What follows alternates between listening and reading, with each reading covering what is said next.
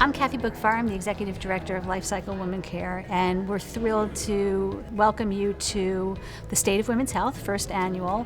In this program, we're going to have a wonderful expert panel and a lot of audience interaction to really talk about what are the critical issues facing women and families today.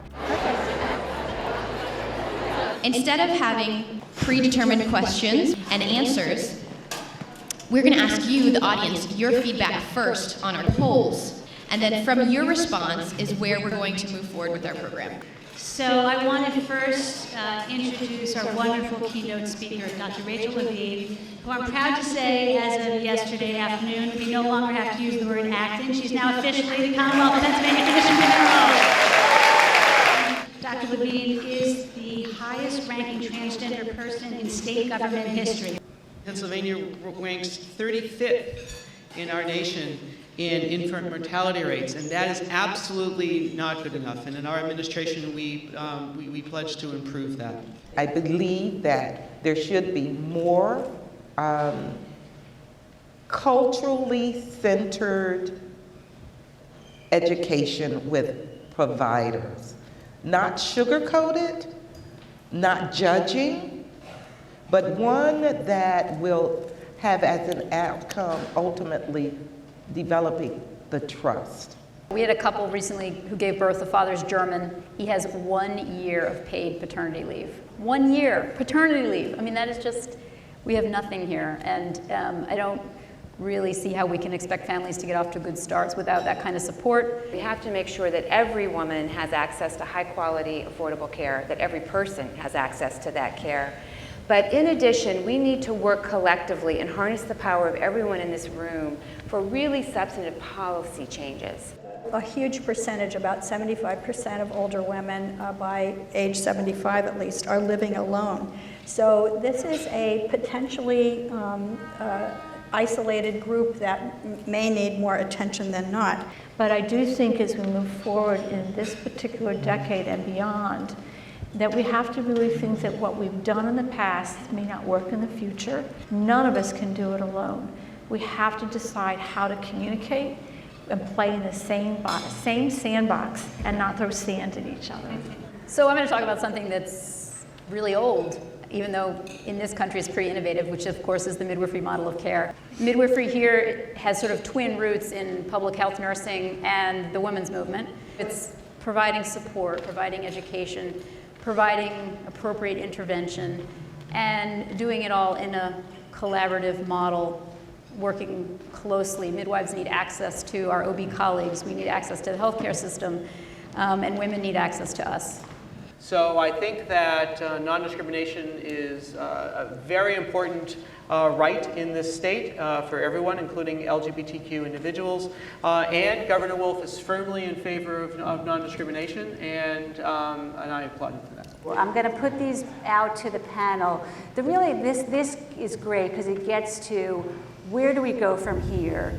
If you have a policy that you feel strongly about, I would strongly recommend that you write or email or somehow contact your legislator, your senator, your representative in Harrisburg, on the federal level as well, and let your voice be heard because they do listen. I'm going to take the advocacy even down another level, and that is the next time you see your provider, pay attention to whether the provider or anyone in your office visit asks you about your mental health, your caregiver status, or mistreatment.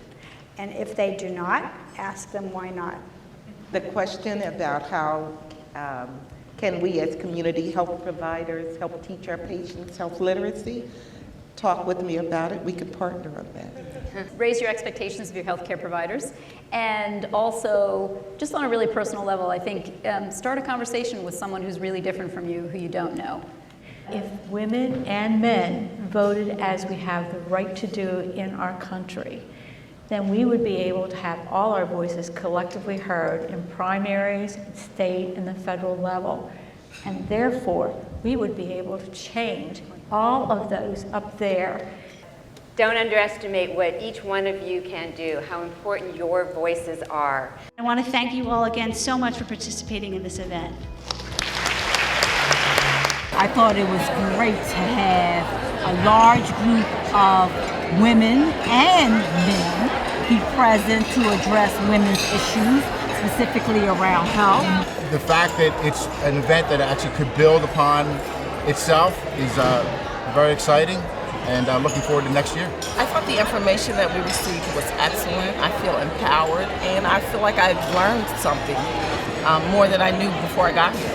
I think the advice that the way we get equal health care and equal access is to get to the polls and vote. As a former birth center nurse midwife and chair of the board, it's been really exciting to be involved with the birth center really since its beginning, and to see it here with so many people so excited about the new name change and its new place in women's health for a full generation. Just like feeling empowered, feeling that I'm in the right field here in public health and ready to continue that work. I was very pleased to participate in the Women's Health Conference sponsored by Life Cycle Women Care. The setting was magnificent and the technology was very innovative. I thought that the event was inspiring to help us understand the significance of women's health issues, health disparities, the importance of behavioral health, the importance of midwives, aging and end-of-life issues, public policy issues, LGBTQ issues, and to help propel us towards working on those issues in the future. It's really our mission to make sure that every woman and every family has access to the highest quality of healthcare. And I strongly believe in synergy. And the value of the whole, all of us collaborating together, is worth far more than the sum of our individual parts. So the idea was to get us all in the room, have the dialogue, brainstorm ideas for moving forward, and collectively work to advance women's health. If you want more information or want to learn how to do more, please go to our website, lifecyclewomancare.org, or call us at 610-525-6086.